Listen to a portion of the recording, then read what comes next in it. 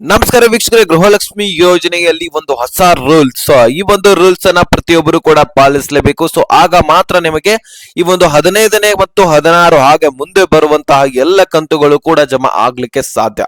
So ಹಾಗಾದ್ರೆ ಒಂದು rules ಏನು, ಅದೇ ರೀತಿಯಾಗಿ ಪ್ಯಾನ್ ಕಾರ್ಡ್ 2.0. ಸೊ ಈ ಒಂದು ಪ್ಯಾನ್ ಕಾರ್ಡ್, ಹೊಸ ಪ್ಯಾನ್ ಕಾರ್ಡ್ ನಾವು ಮಾಡಿಸ್ಬೇಕಂತ ಹೇಳ್ಬಿಟ್ಟು ಸೊ ಬಹಳಷ್ಟು ಕಡೆ ಜಾಲತಾಣಗಳಲ್ಲಿ ಓಡಾಡ್ತಾ ಇರುವಂತದ್ದು ಸೊ ನಿಮಗೆ ಗೊತ್ತಿರುವಂತಹ ವಿಷಯ. ಸೊ ಹಾಗಾದ್ರೆ ಈ ಒಂದು ಪ್ಯಾನ್ ಕಾರ್ಡ್ ಗಳನ್ನ ನಾವು ಮಾಡಿಸ್ಬೇಕಾ, ಈ ಒಂದು ಅಪ್ಡೇಟೆಡ್ ವರ್ಷನ್ ಏನು, ಇದನ್ನ ಹೇಗ್ ಮಾಡಿಸ್ಬೇಕು, ಇದನ್ನ ಎಲ್ಲಿ ಹೋಗಿ ಮಾಡಿಸ್ಬೇಕು, ಇದನ್ನ ಮಾಡಿಸೋದು ಅಗತ್ಯನಾ, ಇದೊಂದು ಎಲ್ಲ ಡೀಟೇಲ್ಸ್ ಗಳನ್ನ ನಾನು ಈ ಒಂದು ವಿಡಿಯೋದಲ್ಲಿ ತಿಳಿಸ್ಕೊಡೋನಿದ್ದೀನಿ. ಸೊ ಟೋಟಲಿ ಗೃಹಲಕ್ಷ್ಮಿ ಯೋಜನೆ ಬಗ್ಗೆನೂ ಕೂಡ ಕೆಲವೊಂದಿಷ್ಟು ಅಪ್ಡೇಟ್ ಇದೆ, ಅದರ ಬಗ್ಗೆ ಮತ್ತೆ ಈ ಒಂದು ಪ್ಯಾನ್ ಕಾರ್ಡ್ ಬಗ್ಗೆ ಸಂಪೂರ್ಣವಾಗಿ ನಿಮ್ಗೆ ಈ ಒಂದು ವಿಡಿಯೋ ನೋಡಿದ್ರೆ ಪ್ಯಾನ್ ಕಾರ್ಡ್ ಬಗ್ಗೆ ಎಲ್ಲಾನು ಕೂಡ ಕ್ಲಿಯರ್ ಆಗಿ ತಿಳಿಯುತ್ತೆ ನೋಡಿ. ಸೊ ಅಷ್ಟಂತೂ ನಾನು ಹೇಳಿಕ್ ಸಾಧ್ಯ. ಸೊ ಕಂಪ್ಲೀಟ್ ಆಗಿ ವಿಡಿಯೋನ ವಾಚ್ ಮಾಡಿ, ಚಾನಲ್ಗೆ ಸಬ್ಸ್ಕ್ರೈಬ್ ಮಾಡಲಿ ಅಂದ್ರೆ ದಯವಿಟ್ಟು ಬೇಗನೆ ಸಬ್ಸ್ಕ್ರೈಬ್ ಮಾಡ್ಕೊಳ್ಳಿ. ವಿಡಿಯೋಕ್ಕೆ ಒಂದು ಲೈಕ್ ಕೊಟ್ಬಿಟ್ಟೆ ವಿಡಿಯೋನ ನೋಡ್ಲಿಕ್ಕೆ ಸ್ಟಾರ್ಟ್ ಮಾಡಿ. ಡೈರೆಕ್ಟ್ ಆಗಿ ಟಾಪಿಕ್ ಗೆ ಬಂದ್ಬಿಡ್ತೀನಿ ವೀಕ್ಷಕರೇ. ಈ ಒಂದು ಗೃಹಲಕ್ಷ್ಮಿ ಯೋಜನೆಯಲ್ಲಿ ಬದಲಾಗಿರುವಂತಹ ಚೇಂಜಸ್ ಆದ್ರೂ ಏನು ಅನ್ನುವಂಥದ್ದನ್ನ ಹೇಳ್ತೀನಿ. ಸೊ ಈ ಒಂದು ಪ್ಯಾನ್ ಕಾರ್ಡ್ ಬಗ್ಗೆ ತಿಳ್ಕೊಂಡ್ಬಿಡ್ರಿ. ಸೊ ಸುಮ್ನೆ ಯಾಕೆ, ಈ ಒಂದು ಪ್ಯಾನ್ ಕಾರ್ಡ್ ಅಪ್ಡೇಟೆಡ್ ವೆರಿಯೇಷನ್ ಆಗಿರತ್ತೆ. ಇಲ್ಲಿ ನೋಡಿ, ಈ ಒಂದು ಎಕ್ಸಾಂಪಲ್ ಸಮೇತ ನಾನು ನಿಮ್ಗೆ ತಿಳಿಸ್ಕೊಡ್ತೀನಿ ಈ ಒಂದು ಪ್ಯಾನ್ ಕಾರ್ಡ್ ಬಗ್ಗೆ. ಓಕೆನಾ, ಈಗ ನೋಡಿ, ಯಾವುದೇ ಒಂದು ಆಪ್ಸ್ ಗಳನ್ನ ತಗೊಳ್ಳಿ, ಅದರಲ್ಲಿ ವಾಟ್ಸಪ್ ತಗೊಳ್ಳಿ. ಓಕೆನಾ, ಅದು ಈಗ ದಿನ ಕಳೆದಂತೆ ಹೊಸದಾಗಿ ಏನಾದ್ರೂ ಚೇಂಜಸ್ ಗಳಾಗ್ತಾ ಇರತ್ತೆ.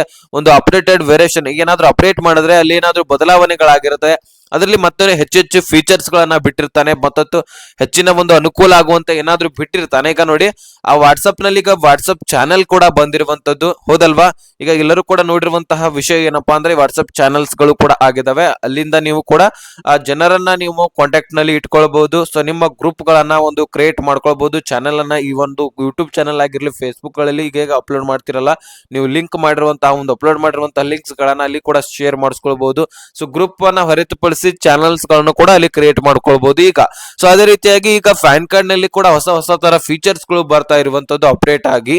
ಸೊ ಹಾಗಾದ್ರೆ ಈಗ ಒಂದು ಹೊಸ ಫೀಚರ್ಸ್, ಸರ್ವಿಸು, ಈ ಒಂದು ಇದ್ರ ಪ್ರಪೋಸ್ ಇದೆ, ಒಂದು ಚೇಂಜಸ್ ಮಾಡೋಕ್ಕೋಸ್ಕರನೇ ಇದನ್ನ ಅಪ್ಡೇಟ್ ಮಾಡ್ಬೇಕಾಗಿರುವಂತದ್ದು. ಇಲ್ಲಿ ಒಂದು ವಿಷಯ ಏನಪ್ಪಾ ಅಂದ್ರೆ, ಪ್ಯಾನ್ ಕಾರ್ಡ್ ನಂಬರ್ ಚೇಂಜ್ ಆಗತ್ತಾ ಅನ್ನುವಂತಹ ಡೌಟ್ಸ್ ಗಳು ಕೂಡ ನಿಮ್ಮ ತಲೆಯಲ್ಲಿ ಬರುತ್ತೆ, ಹೌದಲ್ವಾ? ಸೊ ಈ ಒಂದು ಪ್ಯಾನ್ ಕಾರ್ಡ್ 2.0 ಅನ್ನುವ ಒಂದು ವೆರ್ಷನ್ ಏನಿದೆ ಅಲ್ಲ, ಹೆಚ್ಚು ಅನುಕೂಲವಾಗಿರುವಂತದ್ದು, ಹೆಚ್ಚು ಫೀಚರ್ಸ್ ಗಳನ್ನ ಅಳವಡಿಸಿರುತ್ತಾರೆ. ಸೊ ಹಾಗಾದ್ರೆ ಯಾವ ಯಾವ ಅನುಕೂಲಗಳನ್ನ, ಫೀಚರ್ಸ್ ಗಳನ್ನ ಅಳವಡಿಸಿರ್ತಾರೆ, ಒಟ್ಟಾರೆ ಇದರಿಂದ ಏನು ಬೆನಿಫಿಟ್ಸ್ ನಮಗೆ ಇರುವಂತದ್ದು ಅನ್ನುವಂಥದ್ದನ್ನ ನಾನು ನಿಮಗೆ ಮುಂದೆ ಹೇಳ್ತೀನಿ. ಸೊ ಈಗ ಒಂದು ಕಾಮನ್ ಆಗಿರುವಂತಹ ಕ್ವಶನ್ಸ್, ನಿಮ್ಮ ನಂಬರ್ ಚೇಂಜ್ ಆಗತ್ತಾ ಇಲ್ವಾ ಅನ್ನುವಂಥದ್ದನ್ನ ಕೇಳಬಹುದು. ಖಂಡಿತ ಇಲ್ಲ. ನಿಮ್ಮ ಒಂದು ಪ್ಯಾನ್ ಕಾರ್ಡ್ ನಂಬರ್ ಹೇಗಿರತ್ತೆ ಅದೇ ಇರತ್ತೆ. ಒಂದು ವೇಳೆ ಅದನ್ನ ಚೇಂಜ್ ಮಾಡಿದ್ರಪ್ಪ ಅಂದ್ರೆ ಪ್ರತಿಯೊಂದು ಡಾಕ್ಯುಮೆಂಟ್ಸ್ ಗಳು ಚೇಂಜ್ ಮಾಡ್ಬೇಕಾಗತ್ತೆ ನೀವು, ಯಾಕಂದ್ರೆ ನಿಮ್ಮ ನಂಬರೇ ಚೇಂಜ್ ಆಗಿರತ್ತೆ. ಪ್ರತಿಯೊಂದಕ್ಕೂ ಪ್ಯಾನ್ ಕಾರ್ಡ್ ಗಳನ್ನ ಅಟ್ಯಾಚ್ ಮಾಡ್ಲಿಕ್ಕೆ ಹೋಗ್ಬೇಕಾಗತ್ತೆ. ಸೊ ಯಾಕೆ ಇದೆಲ್ಲಾನು ಏನು ಇಲ್ಲ, ನಿಮ್ಮ ನಂಬರ್ ಇದ್ದೇ ಇರತ್ತೆ. ಆದ್ರೆ ಆ ಒಂದು ಹೆಚ್ಚಿನ ಅಪ್ಡೇಟ್ಸ್ ಗಳು ಕೊಡ್ತಾನೆ, ಹೆಚ್ಚಿನ ಫೀಚರ್ಸ್ ಗಳು, ಇದರಿಂದ ಹೆಚ್ಚಿನ ಉಪಯೋಗ ಆಗ್ಲಿ ಅಂತ ಹೇಳ್ಬಿಟ್ಟು ಏನಾದ್ರು ಫೀಚರ್ಸ್ ಗಳನ್ನ ಬಿಡೋರಿದ್ದಾರೆ. ಸೊ ಹೀಗಾಗಿ ಒಂದು ಪ್ಯಾನ್ ಕಾರ್ಡ್ ಅನ್ನ ಅಪ್ಡೇಟ್ ಮಾಡ್ತಾ ಇರುವಂತದ್ದು. ಈಗ ಒಂದು ಕಾಮನ್ ಆಗಿರುವಂತಹ ಡೌಟ್ ಕೂಡ, ಅಪ್ಡೇಟ್ ಕೂಡ ನಿಮ್ಗೆ ಬರ್ಬೋದು. ಈ ಒಂದು ಅಪ್ಡೇಟ್ ಮಾಡ್ಬೇಕಾಗಿರುವಂತಹ ಅವಶ್ಯಕತೆ ಇತ್ತ ಅಂತ ನೀವು ಕೇಳ್ಬೋದು, ಹೌದಲ್ವಾ? ಈಗ ನೋಡಿ, ಈ ಪ್ಯಾನ್ ಕಾರ್ಡ್ ಅನ್ನ ಅಪ್ಡೇಟ್ ಮಾಡಿಸ್ಕೊಳ್ಳುವಂತಹ ಅವಶ್ಯಕತೆ ಇತ್ತ, ಹೇಗೆ ನಡೀತಾ ಇತ್ತು ಹಾಗೆ ನಡೀತಾ ಇತ್ತು ಅಲ್ವಾ ಅಂತ ನೀವು ಕೇಳ್ಬೋದು. ಈ ಒಂದು ಪ್ರಶ್ನೆಗೆ ಉತ್ತರ ಕೊಡೋದಾದ್ರೆ, ಪ್ಯಾನ್ ಕಾರ್ಡ್ ಏಕೀಕೃತ ವ್ಯಾಪಾರ ಗುರುತಿನ ಸಂಖ್ಯೆ ಮಾಡಬೇಕಂತ ಹೇಳ್ಬಿಟ್ಟು ಸರ್ಕಾರ ಬಹಳ ದಿನ ಹಿಂದೆನೆ ಬೇಡಿಕೆ ಇಟ್ಟಿತ್ತಂತೆ. ಏನು, ಈ ಒಂದು ಪ್ಯಾನ್ ಕಾರ್ಡ್ ಅನ್ನ ಏಕೀಕೃತ ವ್ಯಾಪಾರ ಗುರುತಿನ ಸಂಖ್ಯೆ ಮಾಡ್ಬೇಕಂತ ಹೇಳ್ಬಿಟ್ಟು ಬಹಳ ದಿನನೇ ಹಿಂದೆನೆ ಸರ್ಕಾರ ಇದ್ರ ಬಗ್ಗೆ ಚಿಂತನೆ ನಡೆಸಿತ್ತಂತೆ. ಸೊ ಹಾಗಾಗಿ ಕೇಂದ್ರ ಸರ್ಕಾರ ಈ ಒಂದು 2.0 ಅಪ್ಡೇಟ್ ವರ್ಷನ್ ಅನ್ನ ಜಾರಿ ತಂದಿದ್ದಾರೆ. ಮತ್ತು ಪ್ಯಾನ್ ಕಾರ್ಡ್ ಇದ್ದವರಿಗೆ ಇನ್ನೊಂದು ಡೌಟ್ ಸಹಜವಾಗಿ ಇರತ್ತೆ, ಅದು ಏನಂದ್ರೆ ಪ್ಯಾನ್ ಕಾರ್ಡ್ ಏನಾದ್ರೂ ರದ್ದು ಆಗತ್ತಾ, ಹೊಸ ಪ್ಯಾನ್ ಕಾರ್ಡ್ ಮಾಡಿಸ್ಬೇಕಾ ಅನ್ನುವಂಥದ್ದು ನಿಮ್ಮ ತಲೆಯಲ್ಲಿ ಕ್ವಶನ್ಸ್ ಗಳು ಉಂಟಾಗಬಹುದು. ಹಳೆ ಪ್ಯಾನ್ ಕಾರ್ಡ್ ಯಾವುದೇ ಕಾರಣಕ್ಕೂ ಕೂಡ ರದ್ದಾಗೋದಿಲ್ಲ. ನಿಮ್ಗೆ ಒಂದು ಕ್ಲಾರಿಟಿ ಕೊಡ್ತಾ ಇದ್ದೀನಿ, ಈ ಒಂದು ಪ್ಯಾನ್ ಕಾರ್ಡ್ ಯಾವುದೇ ಕಾರಣಕ್ಕೂ ಕೂಡ ರದ್ದಾಗೋದಿಲ್ಲ. ಹಾಗೆ ಸಂಖ್ಯೆನೂ ಕೂಡ ಚೇಂಜಸ್ ಆಗೋದಿಲ್ಲ. ಆ ಪ್ಯಾನ್ ಕಾರ್ಡ್ ಸಂಖ್ಯೆನೂ ಕೂಡ ಅದೇ ಇರುತ್ತೆ, ಮತ್ತೆ ಪ್ಯಾನ್ ಕಾರ್ಡ್ ಕೂಡ ರದ್ದಾಗೋದಿಲ್ಲ, ಅದೇ ಇರುತ್ತೆ. ಅಪ್ಡೇಟ್ ಮಾಡಿಸ್ಕೊಳ್ಬೇಕು ಅಷ್ಟೇ, ಮತ್ತೇನಿಲ್ಲ. ಈಗ ನೋಡಿ, ನೀವು ಪ್ಲೇಸ್ಟೋರ್ ನಲ್ಲಿ ಹೋಗಿ ವಾಟ್ಸಪ್ ಹೇಗೆ ಅಪ್ಡೇಟ್ ಮಾಡ್ಕೊಳ್ತೀರಿ, ಅಥವಾ ಬೇರೆ ಇನ್ನಿತರ ಆಪ್ಸ್ ಗಳನ್ನ ಯೂಟ್ಯೂಬ್ ಆಗಿರ್ಲಿ, ಅಲ್ಲಿ ಹೊಸ ಫೀಚರ್ಸ್ ಗಳನ್ನ ಕೊಡ್ತಾ ಇರ್ತಾನೆ, YT ಸ್ಟುಡಿಯೋ ನಲ್ಲಿ ಕೊಡ್ತಾ ಇರ್ತಾನೆ. ನೀವು ಹೋಗಿ ಅಪ್ಡೇಟ್ ಮಾಡಿಸ್ಕೊಳ್ತೀರಾ, ಹೋಗ್ಲಿ ನಿಮ್ಮ ಗೇಮಿಂಗ್ ಐಡಿಸ್ ಗಳನ್ನ ನೋಡ್ಕೊಳ್ಳಿ, ಫ್ರೀ ಫೈರ್ ಆಗಿರ್ಲಿ, PUBG ಗಳಾಗಿರ್ಲಿ, ಅಪ್ಡೇಟ್ ಮಾಡಿಸ್ಕೊಳ್ತೀರಲ್ವಾ? ಸೊ ಅಪ್ಡೇಟ್ ಮಾಡ್ಕೊಂತ ತಕ್ಷಣ ಹೊಸ ಕ್ಯಾರೆಕ್ಟರ್ಸ್ ಗಳನ್ನ ಬಿಡ್ತಾನೆ, ಹೊಸ ಮ್ಯಾಪ್ಸ್ ಗಳನ್ನ ಬಿಟ್ಟಿರ್ತಾನೆ. ಈ ರೀತಿ ಇನ್ನಿತರ ಒಂದು ಚೇಂಜಸ್ ಗಳು ಆಗ್ತಾ ಇರ್ತವೆ.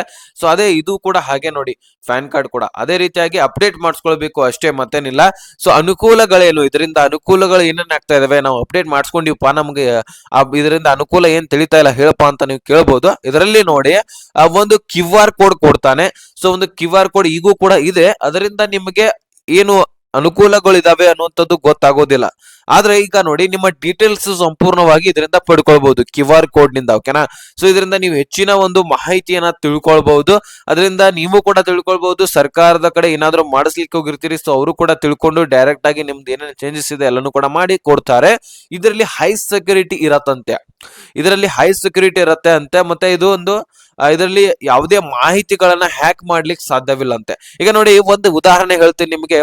ಈ ಒಂದು ಬೇರೆ ಬೇರೆ ಹೊರದೇಶದವರು ಉಗ್ರಗಾಮಿಗಳಾಗಿರ್ಲಿ, ಇಂತಹ ಫ್ಯಾನ್ ಕಾರ್ಡ್ ಆಗಿರ್ಲಿ, ಆಧಾರ್ ಕಾರ್ಡ್ ಗಳನ್ನ ಮಾಡಿಸ್ಕೊಂಡು ಒಳಗಡೆ ಬಂದು ಏನಾದ್ರೂ ಇಂತಹ ಅನಾಹುತ ಕೆಲಸಗಳನ್ನ ಮಾಡ್ತಾ ಇರ್ತಾರೆ. ಸೊ ಲಪಂಗ ಕೆಲಸಗಳನ್ನ ಮಾಡ್ತಾ ಇರ್ತಾರೆ. ಅಂತದ್ದೆಲ್ಲ ಎಲ್ಲನೂ ಕೂಡ ತಡೆಗಟ್ಟುವ ಹಾಗೆ ಆಗತ್ತೆ ಇದರಿಂದ. ಮತ್ತಷ್ಟು ಅಂದ್ರೆ ಹ್ಯಾಕ್ ಮಾಡ್ಲಿಕ್ಕೆ ಸಾಧ್ಯ ಇಲ್ಲ ಇದನ್ನ. ಮತ್ತೆ ಈ ಒಂದು ಪ್ಯಾನ್ ಕಾರ್ಡ್ ಗಳನ್ನ ಹೈ ಸೆಕ್ಯೂರಿಟಿಗಳಿಂದ ಮಾಡ್ತಾರೆ. ಸೊ ಈ ಒಂದು ಪ್ಯಾನ್ ಕಾರ್ಡ್ ಗಳನ್ನ ಮಾಡಿಸ್ಲಿಕ್ಕೆ ಸಾಧ್ಯವಾಗದ, ಅಂದ್ರೆ ಬೇರೆ ದೇಶದವರು ಬಂದು ಇಲ್ಲಿ ಮಾಡಿಸ್ಕೊಳ್ಳೋದ ಹಾಗೆ ಪರ್ಮಿಷನ್ ಇಲ್ಲದೆ ಮಾಡಿಸ್ಕೊಳ್ಳದ ಹಾಗೆ ಇದನ್ನ ನೋಡ್ಕೊಳ್ಳೋರಿದ್ದಾರೆ. ಸೊ ಅದಕ್ಕೋಸ್ಕರ ಈ ಒಂದು ಎಲ್ಲಾ ಚೇಂಜಸ್ ಗಳನ್ನ ಮಾಡ್ತಾ ಇರುವಂತದ್ದು. ಒಟ್ಟಾರೆಯಾಗಿ ನಮ್ಮ ದೇಶ ಪ್ರೊಟೆಕ್ಟ್ ನಲ್ಲಿ ಇರತ್ತೆ ನೋಡಿ. ಸೊ ಆ ಒಂದು ನಿಟ್ಟಿನಲ್ಲಿ ಸರ್ಕಾರ ಸಾಕ್ತಾ ಇರುವಂತದ್ದು, ಕೇಂದ್ರ ಸರ್ಕಾರ ಒಂದು ಒಳ್ಳೆಯ ಒಂದು ನಿರ್ಧಾರ ತೆಗೆದುಕೊಂಡಿದೆ ಅಂತ ಹೇಳ್ಬೋದು. ನಿಮ್ಮ ಅನಿಸಿಕೆ ಏನು ಅನ್ನುವಂಥದ್ದನ್ನ ಕಮೆಂಟ್ ಮುಖಾಂತರ ತಿಳಿಸಿ. ನಕಲಿ ಪ್ಯಾನ್ ಕಾರ್ಡ್ ಮಾಡಲು ಆಗುವುದಿಲ್ಲವಂತೆ ಕೂಡ ಹೇಳಿದ್ದಾರೆ ನೋಡಿ. ಈಗಾಗಲೇ ನಕಲಿ ಪ್ಯಾನ್ ಕಾರ್ಡ್ ಗಳನ್ನ ಬಹಳಷ್ಟು ಕಡೆ ಮಾಡ್ತಾರೆ, ಆದ್ರೆ ಇನ್ಮೇಲಿಂದ ಸಾಧ್ಯವಿಲ್ಲ ಅಂತ ಹೇಳ್ಬಿಟ್ಟು ಅಪ್ಡೇಟ್ ಅನ್ನ ಕೊಟ್ಟಿದ್ದಾರೆ. ಸೊ ನಮ್ಮ ದೇಶದ ವಿಚಾರಣೆಗೆ ಬಂದ್ರೆ ನಾವು ಇದೊಂದು ಒಳ್ಳೆ ನಿರ್ಧಾರ ಅಂತ ಅನ್ಸುತ್ತೆ. ಸೊ ನಿಮ್ಮ ಅನಿಸಿಕೆ ಕೂಡ ಕಮೆಂಟ್ ಮುಖಾಂತರ ತಿಳಿಸಿ. ನೋಡಿ, ಇಷ್ಟು ಬಗ್ಗೆ ನಮ್ಗೆ ಪ್ಯಾನ್ ಕಾರ್ಡ್ ಬಗ್ಗೆ ಇತ್ತು. ಇನ್ನು ಒಂದು ಪ್ಯಾನ್ ಕಾರ್ಡ್ ಗಳನ್ನ ಅಪ್ಡೇಟ್ ಎಲ್ಲಿ ಹೋಗಿ ಮಾಡಿಸ್ಬೇಕು, ಹೇಗೆ ಮಾಡಿಸ್ಬೇಕು ಅನ್ನೋದ್ರ ಬಗ್ಗೆ ಹೇಳೋದಾದ್ರೆ, ನೀವು ಆನ್ಲೈನ್ ಸೆಂಟರ್ ಗಳಿಗೆ ಹೋಗಿ ಮಾಡಿಸ್ಕೊಳ್ಬಹುದು. ಸೊ ಇಷ್ಟು ನಿಮಗೆ ಅಪ್ಡೇಟ್ ಕ್ಲಿಯರಿಟಿ ಕೊಟ್ಟಿದ್ದೀನಿ. ಈಗ ಈ ಒಂದು ಗೃಹಲಕ್ಷ್ಮಿ ಯೋಜನೆಯಲ್ಲಿ ಬದಲಾವಣೆ ಏನಪ್ಪಾ ಅಂದ್ರೆ ಏನೂ ಇಲ್ಲ. ಒಂದೇ ಮನೆಯಲ್ಲಿ ಮೂರು ನಾಲ್ಕು ರೇಷನ್ಸ್ ಕಾರ್ಡ್ ಗಳನ್ನ ಹೊಂದಿಲ್ಲ ಅಂತ ಏನಿಲ್ಲ, ಬಹಳಷ್ಟು ಕಡೆ ಹೊಂದಿದ್ದೀರಿ. ನೀವು ಒಂದೇ ಪ್ಯಾನ್ ಕಾರ್ಡ್ ಒಂದೇ ರೇಷನ್ ಕಾರ್ಡ್ ಹೊಂದಿದ್ರೆ ಏನ್ ಪ್ರಾಬ್ಲಮ್ ಇಲ್ಲ ಒಂದೇ ಮನೆಯಲ್ಲಿ. ಆದ್ರೆ ಒಂದೇ ಮನೆಯಲ್ಲಿ ಎಕ್ಸಾಂಪಲ್ ಸಮೇತ ತಿಳಿಸ್ತೀನಿ, ಒಬ್ಬ ಹಿರಿಯ ವ್ಯಕ್ತಿ ಇದ್ದಾನೆ. ಸೊ ಅವರ ಮಕ್ಕಳು ಇಬ್ರು ಇದ್ದಾರೆ, ಗಂಡಸ ಮಕ್ಕಳು ಅಂತ ಅನ್ಕೊಳ್ಳಿ, ಇಬ್ಬರದು ಕೂಡ ಮದುವೆ ಆಗಿದೆ. ಒಂದೇ ಮನೆಯಲ್ಲಿ ಮೂರು ರೇಷನ್ಸ್ ಕಾರ್ಡ್ ಗಳನ್ನ ಹೊಂದಿದ್ದೀರಿ. ಈ ಒಂದು ಮೂರು ರೇಷನ್ಸ್ ಕಾರ್ಡ್ ಗಳನ್ನ ಹೊಂದಿದ ಮೇಲೆ ಸರ್ಕಾರದಿಂದ ನಿಮಗೆ ಗೃಹಲಕ್ಷ್ಮಿ ಯೋಜನೆ ಹಣ ಎಷ್ಟು ಹೋಗುತ್ತೆ? ಟೋಟಲಿ ಒಂದು ಕಂತಿನ ಹಣ 6,000 ಹಣ ಹೋಗುತ್ತೆ. ಈಗ ನೋಡಿ, ಇಂಟು 14ನೇ ಕಂತಿನ ಹಣ ಈಗ 14ನೇ ಕಂತಿನ ಹಣ ಬಿಡುಗಡೆ ಆಗಿ ಜಮಾ ಆಗಿದೆ ಕೂಡ ಒಬ್ಬ ವ್ಯಕ್ತಿಗೆ 28,000 ರೂಪಾಯಿ ಜಮಾ ಆಗಿರತ್ತೆ. ಅದೇ ರೀತಿಯಾಗಿ ಇಂಟು 3 ಮಾಡಿ ನೀವು, 3 ಜನರಿಗೆ ನಿಮಗೆ 24,000 ಜಮಾ ಆಗ್ತಾ ಹೋದ್ರೆ ಸರ್ಕಾರದಿಂದ ಎಷ್ಟೊಂದು ಹಣ ಹೋಗುತ್ತೆ ಹೇಳಿ ನಿಮಗೆ. ಸೊ ಆ ಒಂದು ಎಲ್ಲಾ ಡೀಟೇಲ್ಸ್ ಅನ್ನ ತಲೆಯಲ್ಲಿ ಇಟ್ಕೊಂಡು ಸರ್ಕಾರ ಏನ್ ಮಾಡ್ತಾ ಇದೆ, ಈಗ ನೋಡಿ 28,000 ಇಂಟು ನಾವು 3 ಮಾಡೋಣ, 84,000 ರೂಪಾಯಿ ಒಂದು ಮನೆಗೆ ಹೋಗಿರುವಂತದ್ದು ಸರ್ಕಾರದಿಂದ ಇದೇ ಒಂದು 14ನೇ ಕಂತಿನಲ್ಲಿ. ಸೊ ಅದಕ್ಕೋಸ್ಕರ ಸರ್ಕಾರ ಈ ರೀತಿ ಮಾಡಬೇಡಿ ಅಂತ ಹೇಳಿದೆ. ಇಲ್ಲ ಅಂದ್ರೆ ನಿಮ್ಮ ರೇಷನ್ ಕಾರ್ಡು ಡೈರೆಕ್ಟ್ ಆಗಿ ರದ್ದಾಗತ್ತೆ. ನೋಡಿ, ಒಂದು ಕ್ಲಾರಿಟಿ ಕೊಡ್ತಾ ಇದ್ದೀನಿ ನಿಮಗೆ. ಒಂದೇ ಊರಿನಲ್ಲಿ ಇರಿ, ಒಂದೇ ಏರಿಯಾದಲ್ಲಿ ಇರಿ, ಆದ್ರೆ ಒಂದೇ ಮನೆಯಲ್ಲಿ ಇದ್ಕೊಂಡು ಮೂರು ರೇಷನ್ಸ್ ಕಾರ್ಡ್ ಗಳನ್ನ ಮಾಡಿಸಿದ್ರೆ ಅಥವಾ 2 ರೇಷನ್ಸ್ ಕಾರ್ಡ್ ಗಳನ್ನ ಮಾಡಿಸಿದ್ರೆ 2 ಅಥವಾ 1 ರೇಷನ್ ಕಾರ್ಡ್ ರದ್ದಾಗತ್ತೆ. ಕೇವಲ 1 ರೇಷನ್ ಕಾರ್ಡ್ ಮಾತ್ರ ನಿಮ್ಮಲ್ಲೇ ಉಳಿಯುತ್ತೆ ಅಂತ ಹೇಳ್ಬಿಟ್ಟು ಎಚ್ಚರಿಕೆಯನ್ನ ಆಹಾರ ಇಲಾಖೆ ನೀಡಿದೆ. ಅದೇ ರೀತಿಯಾಗಿ ನೀವು ಒಂದೇ ಏರಿಯಾದಲ್ಲಿ ಇರಿ, ಅದೇ ರೀತಿಯಾಗಿ ಬೇರೆ ಬೇರೆ ಮನೆಯಲ್ಲಿ ಇದ್ರೆ ಏನು ಪ್ರಾಬ್ಲಮ್ ಇಲ್ಲ.